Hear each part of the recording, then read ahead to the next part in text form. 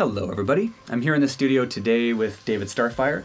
We met recently at the Envision Festival down in Costa Rica, and he's been nice enough to volunteer some of his time to introduce you guys to a bit of his background, how he writes his music, and some other techie stuff that we'll cover in the next little bit. So, David, thanks so much for joining us and for spending the time, my friend. Yeah, thanks for having me. Yeah. Wicked. So we're going to cover a few different things, but I'd love to just start out with, for the folks out there who are hearing about you for the first time, a little bit about your musical background. And I know your musical background is extensive, but we'd love to hear a little bit about how you got into electronic music, perhaps. Cool. Yeah, I was in bands for quite a long time, and I was mainly focused on the live side, played a lot of different live instruments, and started getting more and more into electronic production. And with most people, you start and then you get addicted. It's just so deep, and the production is so much fun, and it's endless, really. So, I got more and more into it and started fusing electronic music with live music, such as you do, and lots of other producers. And I feel that the combination of the two, you really have the best of both worlds. You can have something really pumping on the dance floor, but also something very organic that touches you. That's not just a techno track that has no organic elements at all. So that's what I kind of like to bring together, the more organic elements and also the elements from electronic. Yeah. Now, you started off as an acoustic musician. You started playing guitar and piano and drums when you were pretty young. Yeah, when I was young, I started off playing guitar, and then I moved to bass, then drums and keyboards and percussion, and played in bands for quite a while, and then got a little bit into electronic production, being in an industrial band, and did some touring, and then later on got heavier into production, and where I'm at today. Awesome. Well, yeah, let's talk about your studio and how you write your music and stuff like that. So currently you're living in LA? Yep. I live in LA in Silver Lake, and I've got a dedicated cottage, which I'm very fortunate to have. So behind my house, I have a cottage that is a built-out studio. Nice. And yeah, it's great because it's a place where I can get away from my house, even though it's just like 30 feet away. Mm-hmm. It's a separation that I feel really good about, and I can go to the studio and just get lost and get as loud as I want all night long if I need to. Awesome. Which is a big plus. And yeah, I mainly use Ableton. I used to use Cubase, but mostly I use Ableton. I switched over a couple years ago. Some of my favorite plugins includes Waves, FabFilter. Love the FabFilter stuff. Awesome. Slate Audio, incredible. I haven't heard of the Slate stuff. What do you use them for? I use it for mastering. Okay. Yeah, he has this mastering plug called the FGX, and it's the Steven Slate. Killer, just amazing. Nice. Yeah, for pre-mastering, I either use that plugin or I use the FabFilter Pro L. Those are the two that I use that seem to be the most transparent. Nice. A lot of mastering plugins, the limiters seem to be a little crunchy once you try and, pump it up a bit. Once you get to 6 dB, it can be pretty crunchy. But those are quite transparent, so I like those too. Nice. The glue compressor, amazing. Use that on all my drums. I'm so happy that somehow Ableton connected with those guys, and I guess have a version of their plugin with 9. Yeah. And it's do. really incredible. So those are kind of my key plugins that I use. As far as VSTs, I love all the Native Instrument stuff. Yeah. Their stuff is so amazing. The effects, all the virtual instruments, contact player, super clean, super solid, massive, obviously, the number one virtual instrument of all time, probably. Yeah. You use that a lot for your synthesis sound design? I use that quite a bit, yeah. Also the Silent, I'm really into. Oh, yeah. Atmosphere. For my sub basses, I use a Trilogy or Trillion. Yeah, the Spectrasonic stuff is fantastic. Really great. I love, sometimes using the synthesis, such as Massive, but, the ones that have the sampling capabilities are really great. Also Omnisphere is amazing. Yeah. What else? There's just, it's endless. But those are the main ones. Those are some of the top ones. Those are the main ones that I use. Yeah, those are Very kind cool. of my go-to. When I first start a track. So. Yeah. Perfect. Yeah, and as far as my sound card, I use a PreSonus. I think their stuff is great. I've used others, Focusrite. Those are also great too. My computer has USB 3, so for those of you that get a new computer that has a USB 3, be warned that there are lots of sound cards that will not work with it. Oh, So interesting. For some reason, the PreSonus one works. My Focusrite and my Native Instruments don't work with it. So yeah, just the PreSonus is great. I use Novation as my keyboard. So that's been really awesome, and also APC 40. So that's kind of my digital arsenal. And Yep. as far as outboard compressors that I use that are analog, I've got a DBX compressor, which is always good. I use Blue microphones. I've got the Dragonfly, a couple of others that are really awesome. Yeah, because you do quite a bit of recording. Yeah, I Yeah. do lots of recording. Also important to have matched pairs. That's Of one microphones? thing. Of microphones. Yep. Matched pair microphones. They cut down on the phasing and other problems that you may have. So I think that's really important for especially if you're like miking up congas or sitar, anytime when you're using two microphones, that helps a lot. I use a couple different preamps, that have some two preamps by Blue. And yeah, that's pretty much mainly what I use. Yeah, and different various amps and guitars, but we don't need to go into that. Yeah, it's a rabbit hole you could go down Yeah, for exactly. hours and hours. Yeah. Cool. And we were talking a little bit earlier about subwoofers, and I really liked that conversation. Maybe we could reiterate a little bit about that and the monitoring system that you use. Yeah, including that definitely. special new piece of equipment. Yeah, since I produce mainly bass music, a lot of the emphasis on the mixes is on the lower end, everything below 120 hertz. And there are a lot of people that come to me and they say, how do you get your low end so clean? And I ask them, do you have a subwoofer? And they say no. And I'm like, well, there's your problem. When you go into a club, what do you have? You have basically two huge subwoofers to every top, So it's mainly subwoofers just pumping out lots of energy.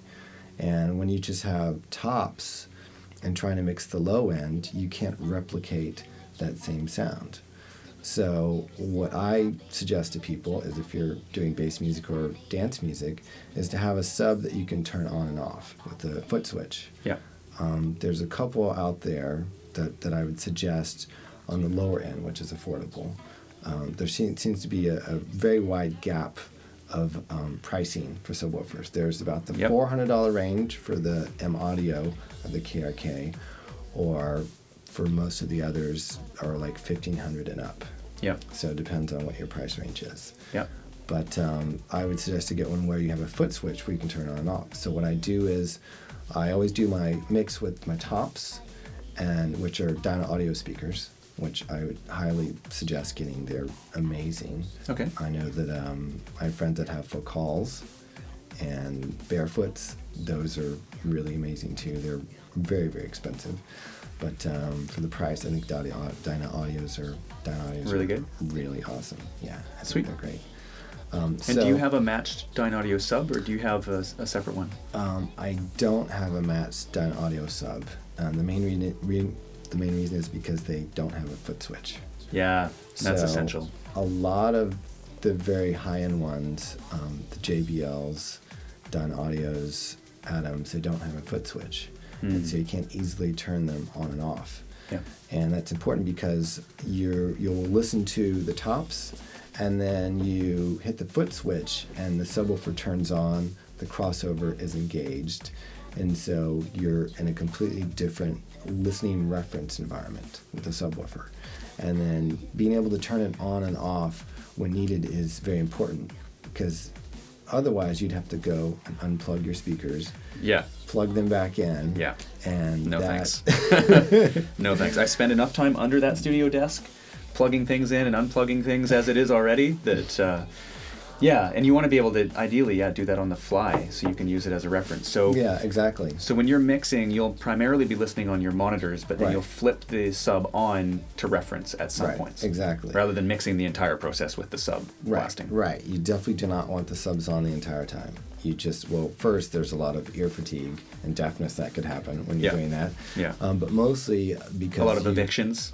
Probably don't do this at home. A lot of evictions. If you live in a condo building or an apartment. Yeah, that seems to be a big problem with people that I know that do have subs, especially in San Francisco, because you're in an apartment and the subs just will rattle the entire building. Yeah. So you have to be in the right environment for it, and so that tends to be probably problematic. So what I do is most of my mixing will be on the top monitors, and then at some point when I want to deal with the low end, which is usually the sub and the kick, I'll turn on the subwoofer, and then I will deal with that range, and a lot of A/Bing. I do that a lot. I think it's important. Some people do it a little bit, but even as I'm just starting to mix the track, usually it's a little dull, so I've got to add high end to a few things, or change the sub, carve things out. So I do the A/B process very early on with a lot of different tracks. I've got certain tracks that I like, and I tell people that's really important. And so I'll listen to the top monitors, A/B tracks, then I'll kick on the sub, see how that sounds with the low end, and just go kind of back and forth. And I'll also listen to 4 different references. I have a large speaker system in my living room. Yep. I have a $5,000 car system that I have, which is amazing. Yeah. And I bought the car that came with it. I didn't spend the $5,000, but yeah. And then Much wiser move. Yeah, and also headphones. Okay. So between all those references, I can dial it in really well to, where I'm very happy about it. Awesome. Wow, that's really, really useful stuff. So I'd like to talk a little bit about the tracks that you use for reference. So you pick tracks, you'll hear a track that you'll Right. like. One more thing, going back into the low-end reference monitoring. If you are in an apartment and you don't have a subwoofer, there is now something that just came out that you can use. Yes. It's there's this company out of Toronto. They have this thing called the subpac, and I just got one, and it's amazing. Basically, it's a back pad that's about 2 inches thick. It has a subwoofer, a very thin subwoofer in it, and it goes from 105 hertz down to 5, so very low. Yeah. And you can't hear it, but you can feel it. And so you can have your headphones on, and you plug it in, and you can adjust the volume of the sub, and you can feel the bass in your body. You could use with small tops or with headphones, and it feels like you're in a club. And you can totally A/B things and reference things, and I think it's going to change the way a lot of bedroom producers, change the way they think about bass music and how to reference bass music, and it's going to change things a lot, because most people really can't have a sub and crank it up. But this way, you can crank it up and feel it in your body, and it's really awesome. But, That's amazing. What's the name of that company? the name of the company is called Subpac. Oh, okay, they're Yeah. called subpac. Yeah, Subpac. Yeah. Yeah, I think they're going to blow up. Yeah, I think so. They just did a Kickstarter campaign, and they reached their goal, and now they're going global. So yeah, they'll be in Awesome. A lot of boutique stores. You can order from them directly. So Yeah, good. Yeah. Yeah. That was one I was really interested in hearing about. I'm gonna test them out. Yeah, for sure. Yeah. So reference tracks. What I try and do is whatever track I'm producing, because I have a very wide range of music from breakbeats to dubstep to glitch hop, and so I'll pick out a track that's whatever the new hot track that I really like, and I'll reference it to that, because as we both know, production values change all the time. For sure. And you hear stuff from like 3 years ago, it's completely different than what Fully. it sounds. You've got the Vengeance drum packs have completely changed dance music. Yeah. That and Massive together, and so the production values are completely different. So I listen to a newer reference track, and I try and match the EQ and the feel and the vibe of where the sub is, the mid-range and the high. So that's what I do. So it's just something that I a track that I like and it's produced really well. Okay. You know, something like Knife Party, for example. Oh, yeah. You know, their stuff is produced great. I guess it's okay. Yeah, even though I don't sound like Knife Party at all, you know, they have a track that, you know, works well on the dance floor. Killer kick, killer snares, great sub. Everything is, you know, compressed really nicely and produced and mastered really well. And so even though I'm not going for that Knife Party sound, it's a track that sonically I can reference. Yeah. Yeah, good. And I think it's really instructive to be able to reference back and forth between stuff like that. So when you're doing that, of course, the track that you're referencing against has been mastered. So it's been crushed into a limiter pretty hard, especially if you're talking about Knife Party. Right. But when you're referencing with your material, you'll be referencing against your material not into a limiter or into a limiter. How do you deal with that difference in like loudness? At that point, when I'm doing the sort of referencing at the very final stage, what I always do is I will put a mastering plug and a mastering EQ on my chain. Okay. Yeah, I put it on at the very end, and I basically do a sort of pre-master. Because, and this is another thing that I've heard for a lot of people. They'll make a track and they love it, you know, they think their mix is dialed in, they send it to the mastering guy, and they get it back and they're like, what happened? You know, I thought it was supposed to sound better. And I would say 80% of the time that I've sent my stuff off to mastering, I haven't been happy, you know, and I will have them, you know, redo it 2 or 3 times, and then even then I've only been happy about 50% of the time, you know. And so what I learned is that when they're mastering a track, they're putting on a limiter that really crushes it, right? And it changes the sound. Changes the mix. Yeah. Yeah, it changes the entire mix. So the snare will pop up, the kick will go down, the sub will come up. You know, it depends on what kind of limiter they're using, you know. But there's that becomes problematic. So then, okay, the snare pops up. So then what they have to do is they have to notch out the EQ. snare and EQ, but then you've got hi-hats, you have other things in the same frequency as the snare. So it changes the mix. So what I do and what I tell people is that kind of pre-master your track. So put on a limiter at the very end, listen, things will change, and then make another mix. You know? And then, because the main thing they're going to use is a limiter, you know, so put on a mastering limiter, crush it, you know, pretty heavy, you know, like 6 dB or something like that, and then change the mix, and you send it off, and what you'll get is pretty close, you know, versus sending something that you've mixed without a limiter on it. Yeah. So when I'm referencing to like a Knife Party track, obviously it's mastered, you know, crushed. I always have a mastering limiter on mine, you know. Good. Do that. Totally on the same page point. with you there. That's a very good point. Because, yeah, I used to send my stuff out for mastering without having run it through bus compression and limiting. And I would get tracks back and I'd be like, whoa, yeah, like what happened? Because all of a sudden the sub would be just way up in your face and everything else would be faded out, or a variety of problems that can occur. And I've started to do my mix downs mixing into a compressor and a limiter at not the entire mix, but in the final stages. Right, totally. And it really does change the balance of sounds in your mix. And I've gone back and now doing my mix downs after having that as a reference point, I've been way happier with my mix downs and with the final mastered results. Yeah, and it's interesting because especially with certain sounds, like more of the percussive sounds like snares, kicks, toms, that you will have to adjust them quite a bit. So when I put the limiting master, sometimes the snare will pop through, sometimes it'll be buried. So I've got to then, you know, mix it completely different. So then I will take the mastering plug off and I'll listen to it, and the mix won't really sound that good. It's like, oh my gosh, that snare is way too loud and the kick is way too low. But then when I put the mastering plug on, it sounds great. Yeah. And so what I'm sending off is something that, you know, would definitely have to be, if it wasn't mastered, it wouldn't sound the way I want it to sound, you know. So it's, you're mixing it in a way that is different than what traditionally mastering guys would want you to send them, you know, which is how you want it to sound the best, you know. But then, as we talked about, they have to do their whole process, and then it's not, you know, productive. Yeah. Yeah. In the long run. So fascinating. Cool. Yeah, thanks for those tips. Those are really useful ones because that's something that a lot of people struggle with. Yeah, at some point. I wanted to ask you a bit about your, all of the different styles you produce, because I mean, you've had this diverse background of you're a percussion player, you play keys, you play bass, so you've had a background as an acoustic musician.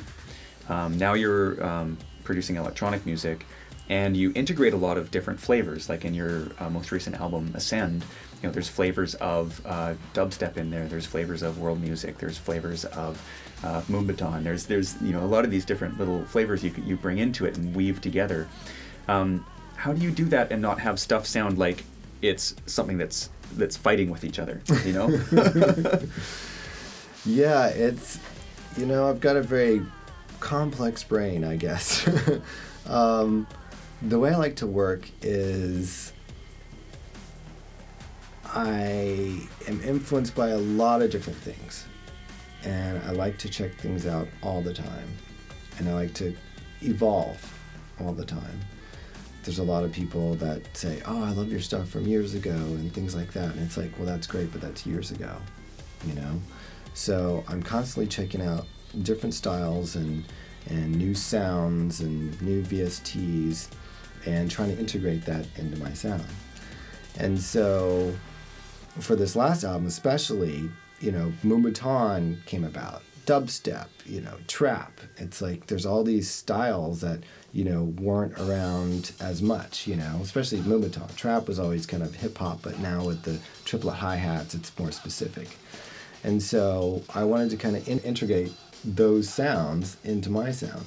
So it was a little complex at first, but I came out with a system where what I did was I usually start off with a riff, something like a sitar riff, or maybe guitar, or a bass line. I start off with that, or maybe a piano melody, and then build it around there. And depending on the tempo would depend on what sort of style I would kind of vision that it would be. So if I'm starting a song off at 140, then it would be either more of a trap or a dubstep tempo. And some people, when they create an album, it's all house, or it's all dubstep, or it's all glitch hop. And if I did that, I would be completely bored out of my mind. Yeah. Some people are like that. They really like one tempo, one style, one vibe. They use all the same sounds. For me, that would be completely boring. And so I like to produce in different tempos, different styles, and challenge myself. I could be doing the same sound, the same dubstep sort of vibe, but to me, that would get old really quick. Yeah. So, and by doing that, you learn a lot of things, like 110 tempo, Moombahton, Moombacore, that vibe, that tempo, has a different feel. And so you produce differently, use different kicks.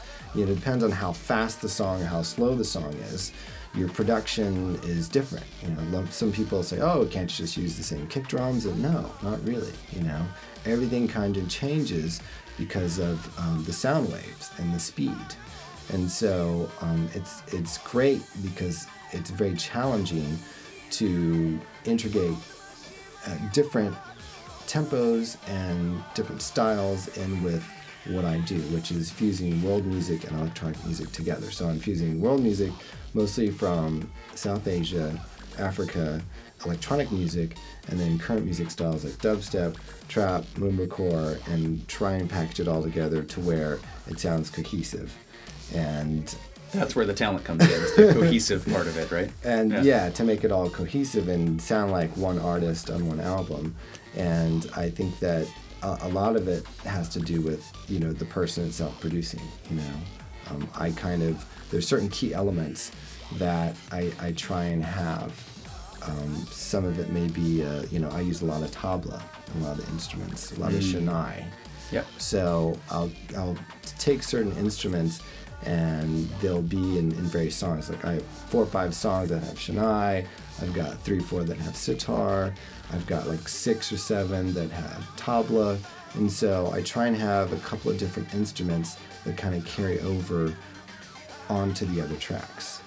And so that way it kind of gives the same vibe and sound when you have at least something, that is cohesive together. It's like when a rock band, they have an album. You've got the guitarist, the bass, you've got the vocalist, they have different melodies, different tempos, but it's the same kind of sound. What I do is make sure that there's at least a few instruments that carry over on the different songs to where it all sounds kind of cohesive with the same Gotcha. vibe. So you have like a couple of common threads Right. that weave things together. Exactly. Plus going in with the sound. I mean, you have your own Right. sound based on how you mix things. Right. Yeah. And also heavy bass on all the songs. Yeah. That definitely takes it to a whole other level of cohesiveness, for sure. Yeah. Right on. Cool. Well, thanks for sharing that with us.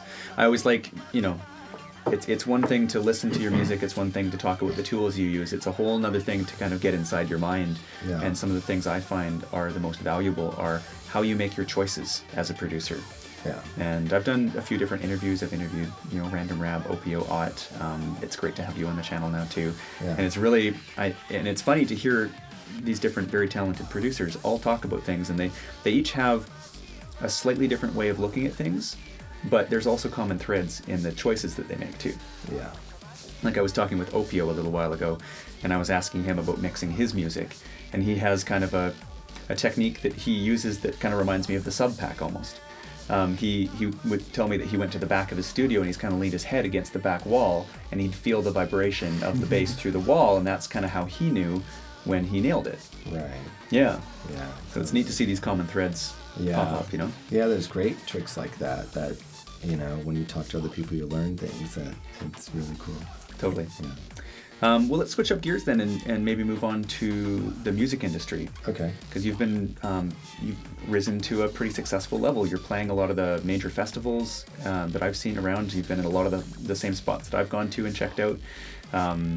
You have a large body of work that's out. You're touring consistently. When did you first make the switch from part-time to career musician? Well, I was fortunate enough early on to be in a band when I was 19 and assigned and touring. We toured with Nine Inch Nails, Ministry, and some other bands. And I had this kind of roller coaster career where I would be a professional musician for a few years, and then the band would break up, and then I would, work a regular job for a while, and then build up another band, get signed, or be sponsored by a label or management company, and be a professional musician for a while. So it's been very much a roller coaster, but the entire time it's completely dedicated, 200%. And you have to be dedicated and give up everything and sacrifice everything if you really want to make it happen. And I believe that if you really put everything, all your eggs in one basket, and stick with it long enough, that you can be successful. So I just kind of stuck with it. And then when my last band broke up, I decided that I was kind of done with being in bands. Mm-hmm. And I just wanted to do something solo. And I was also getting kind of bored with rock music. It didn't have the same depth. There was a lot of aggression. I was just at a different point in my life. And I started getting more into world music, meditation, yoga. And I really loved the music, mainly from India, started off. Just the, vocals of Nusrat and the sitars of Ravi Shankar and percussion from Zakir Hussain just took me to another level. And so I didn't know much about world music and couldn't play any of those instruments, but I felt it in my soul. And so just for myself, I decided to try and integrate world music and electronic music together. And I just, it was just something that I did in my bedroom. I was working a regular job, and I produced some tracks, gave it to some friends of mine, like, oh, this is awesome. And then some people started playing it out. I had DJs in San Francisco that were playing the songs, and I see people on the dance floor just like really get into it. And they're like, you need to DJ out, you need to make more of this stuff. And I said, okay. So I started producing more of the tracks and started DJing out, and it just kind of took off, And it wasn't because I was doing music because I was like, I want to be famous, I want to be a big hit. This music is going to take me to the next level. I'll be a professional musician, using tablas and sitars with bass music. I didn't think that. I just felt it. It was something that was in me that I loved and that I wanted to do myself. And I think that's something that's really important. If you're doing it for other reasons, you're not really doing it for the right reasons. If you love doing it, and if it's something that's really true in your heart, and you believe you're doing something that you're doing because of you want to do it, not because it's going to get you laid, not because it's going to get you a lot of money, not because you want to be on stage, but because you really love doing it and it's inside you for that sole purpose, then it's not going to happen. Yeah, good call. I mean, I think there's those out there who do get ensnared by those things, and they do go after pursuits for the status or the money or whatever it is, and it doesn't usually work out. Yeah. Because we all know that it takes an incredible amount of discipline and dedication and, like you said, sacrifices to be able to have the perseverance that it takes to make it. And if you're just doing something for the money, but then the payoff doesn't come, or doesn't come as quickly as you think it will, it's super easy to give up and get frustrated, because there's lots of times when, you get the gratification from other means, just from performing for people, or like you're doing right now, sharing knowledge. Yeah. Definitely. Yeah, and there's a lot of people that get frustrated very quickly.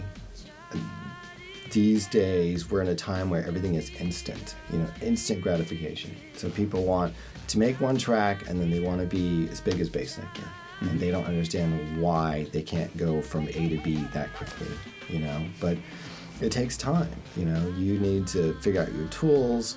You need to figure out production. A lot of people put out tracks way before they should, I know this producer, he spent 10 years in the bedroom creating his craft before he even put a track out. And then when he put a track out, he put an album out, and it just blew everyone away. And then all of a sudden he went from, A to B, and people were like, wow, in one album in 1 year, you did that? And it's like, yeah, but I was in the bedroom for 10 years working on it. And that's the part that people don't see. Right. And that's why I asked you at the beginning of the interview, what's your background? What led up to this? Because a lot of people, they might, a lot of times they see musicians only when they become widely publicized. Yeah, and when they've become widely publicized, they've already made it. Right. But you don't necessarily see all the backlog that went into it. Exactly. Like, friends of mine are, Skrillex just blew up in like 6 months, and da-da-da. And I'm like, yeah, but do you know the history of Skrillex? He was signed when he was 16 in a Screamo band, and, he toured Warped Tours and opened up for Atreyu, and, he had been a professional musician for a long time, and a great songwriter and singer, and then transferred that knowledge into, being a great producer too. He spent, a couple of years just hunkered down in his room with the Mac learning production in Ableton. And of course he had help from, Nero and Pendulum and some of the best, but still, he still had to take that time. And another thing I need to mention is find your own niche. Part of the reason why that I'm here today is because, and I'm doing what I'm doing, is because I found a niche, Mm-hmm. I did something that, it wasn't like, what are people not doing, and I should, fill that gap in the find market. The void and do that. And I guess you could do that, but, going back to, finding something that's you, that's inside of you, that is true to you, that is, different. And everyone's an individual, So do something that's kind of different, out of the box. Everyone wants to be like the next Skrillex or the next Nero or the next Bass Nectar, but that's already been done. You'll always be the Bass Nectar knockoff or the Tipper knockoff or whatever. And sure, you might be successful for a little while, but in the long run, you'll always be known as the knockoff person. Mm-hmm. So it's really important to have your own sound, and once you're known for your own sound and something that's different, that's when you can really be successful and have longevity, which is really important. Awesome.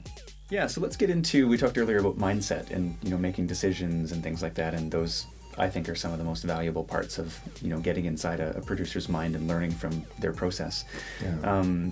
You've written a lot of music. I'm sure at some points you've been frustrated and run into creative obstacles, writer's block, whatever it is, unless you are truly from another planet. But maybe you could tell me about some of those times and like what you've, how you've gone about addressing those. Well, I kind of do things differently, I think, than most people. I think a lot of producers, what they will do is they'll work on one song and I don't know if this is true or not, but for a lot of people I've talked to, they'll work on one song and one or two songs, and they will finish those songs first before they go into another song, There are producers I know that have like 200 unfinished songs, so I'm not talking about those people. Yeah. I'm talking about people that, complete projects. And what I like to do is I like to work on 5 or 6 songs at a time. Okay. And every hour or two each. So I'll work on one song for, hour or two, and then I'll take a break. And then I'll work on a different song and take a break, and then kind of do it that way. And some people think that that's counterproductive, but that's how it works for me. And that way, I'm not listening to the same song for like weeks on end or even in one day, So I changed it up a lot. And since I do produce in different tempos and different styles, it keeps things very interesting. And I know a lot of people that will get burned out, very quickly by, I think the reason why, some people have so many unfinished songs is because they just listen to that one song for a week and then they just get burned out, I will, work on 3 songs one day, another 3 songs another day, and then go back to the first set of 3 songs. And so it keeps it interesting, and I'm just not listening to the same thing over and over again. Plus, it gives me time to kind of go away from the song, which I think is important, and then come back to it. It makes the songwriting process a bit longer, It's some people are like, oh, I could just bank out a track in a couple days, Well, I like to spend more time, so obviously, doing it that way, it takes much longer. But that keeps, my interest level definitely higher. As far as like a writer's block, what I like to do is I'll listen to different types of music and get influenced by that. Or I'll go to a show or a festival, or I will check out some stuff on YouTube, whether it's a concert or it might be, one of your videos. Just get some inspiration from somewhere, and that will, spark an interest. Cool. Especially if it's a, new current trend or something like trap music. It's like all the rage right now. So, even though I'm not someone to jump on the bandwagon, I'm very interested on what's current, and I like to check it out. And if I like it and feel like that it can work with what I do, that I will, add that into my arsenal. And so I think that's really important is listen to other people's music. There are some people that, they don't listen to anybody else's music but their own. But I think it's great to go out there and check it out. And I like to listen to a lot of classic music too, classic rock, stuff from the 40s, 50s, Led Zeppelin, and there's just so much amazing music out there, not just electronic music. Before electronic music, gosh, there's so much amazing music that have been around forever, and I think it's important to really educate yourself on music that has been around for much longer than we've been alive, that are hits. You've got Great Balls of Fire, you've got Louie Louie, you've got some really great songs that can be inspirational. So that's a big thing, you know, checking out other music, going to a show. I went to a live show the other night, and it just got me really hyped up, and I was like, oh wow, that live slap bass was really awesome. They had this live slap bass player, and I'm like, wow, I'm going to use that in the song next, you know? And so I think it's really important getting out there any way you can and just be influenced. Even, you know, a book can influence you. So those are the different things that will help with the writer's block. And sometimes you just need downtime. Sometimes I'll just get in the studio and I feel like I'm being forced. It's like, oh, I need to be in the studio, I need to write today. And sometimes it's just, you know what, I'm going to go to the beach. And then I come back the next day and I'm recharged. Yeah, that process of recharging is so valuable. Sitting there in the studio under pressure, beating your head against a wall, doesn't produce great artistic results. Yeah, definitely. When you're listening to stuff by other artists, and you're listening to something and you're listening for influence, or you're checking out the latest trends, you mentioned this before, there are some artists out there who take it too far and they become the copycat, you know, and it's nice to sit in your own artistic direction, but also, like, I think you've done a great job of bringing in some flavors of new genres and things like that, and having that color your music while still retaining a good David Starfire sound, right? How do you navigate that and draw the line, you know? Have you ever found yourself like, oh my god, I kind of went down this rabbit hole and now I'm writing a knife party track or something? Like, have you ever caught yourself going too far that direction and moderated back, or? I don't think so, you know, because my sound, I feel is very unique. I mean, everyone says that, but, you know, which, you know, it could be true. But, you know, I feel that since I'm bringing in things that aren't in those songs, Knife Party, they don't use sitars and tablas. They don't use someone singing in Punjabi. And so I think using elements from other people and ideas are great, but having certain signature things and sounds that you do differently is very important. Gotcha. Going back to Skrillex, okay, so dubstep had been around, and, you know, but he did it differently, you know, with different melodies and different production. Even though it wasn't like completely different than everything else, it was enough of a change that, you know, people really gravitated to it and really enjoyed it, obviously, since he's huge. Yeah, awesome. Yeah, we'll get close to wrapping up here. I'd love to hear about some of your influences and who you think of as some of the really innovative people. Well, I would have to say, starting off would be Led Zeppelin and the Beatles. Cool. You know, and one thing I want to address talking about this is there's so many producers that think they can just have a bunch of glitchy sounds and some great vengeance drums and just have a track. And it's like, you know, just bleeps and bloops and basses and glitchy sounds. That's not a song. That's a bunch of sounds and some drums. And, you know, people, you know, they're like, they want to make music, but they don't have a musical background.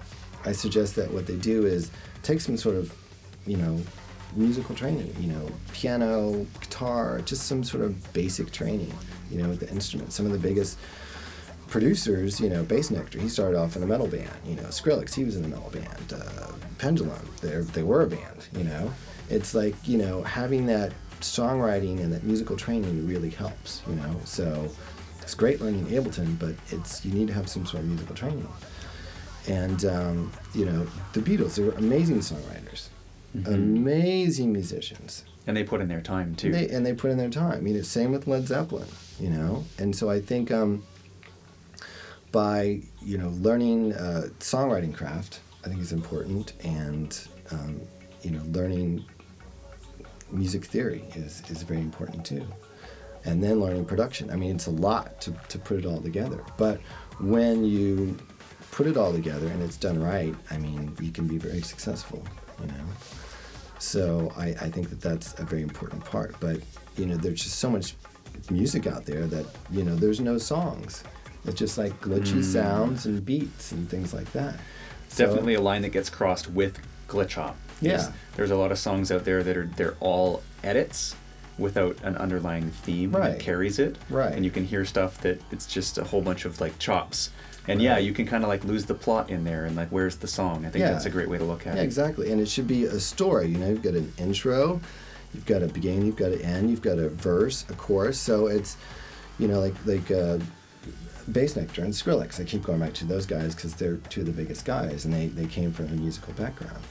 And their songs, if you listen to them, Bass Nectar, he's got a repeating line, you know, that's some sort of vocal sample, that va-va-boom, you know, and you hear it repeating. And so he's got this song structure. Same with Skrillex, you know. There's a song structure in there. There's a pop song underneath this, like, electronic dance hit, you know? Yeah. And a lot of people, you may not, you know, hear it. You may not say, oh, that's a pop song. But if you, you know, really, you know, look deep into it and see how it's structured, it is. Yeah. And so it's, you know, I would say that, you know, really dive into the songwriting process, and it's all about the song.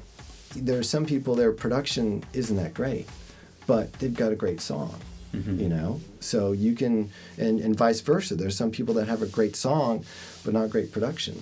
Yeah. And, but I think the most important thing at the end of the day is having a great song.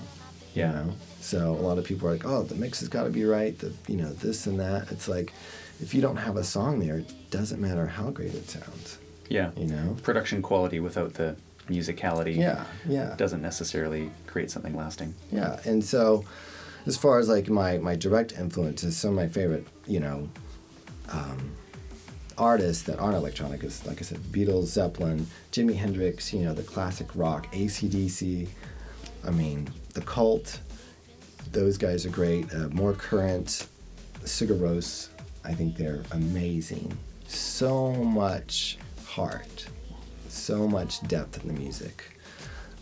Natasha Atlas, who I had the chance to work with, she's like the voice of Egypt. Her vocals and her music is just transcends where, you know, no one else does. It's just amazing.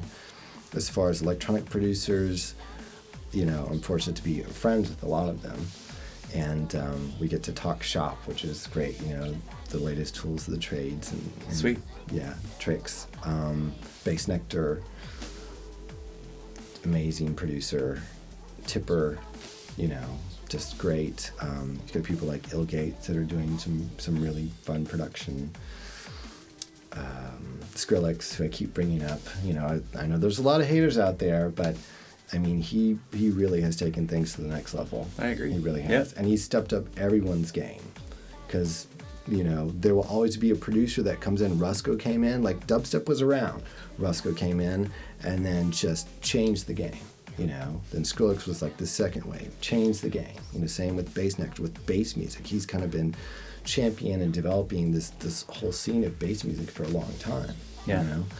And I respect those guys highly, and their production is great, their songs are great, and not like I want to be like them or I want, you know, to make my music like them, but I definitely appreciate what they do and what they've done for the scene, for sure, and that awesome. I think that they're a great influence on everybody because of all the things I talked about. Perfect. So, yeah. Well, we'll wrap up there. David, thank you so much for being so open with your knowledge and your experience and things like that.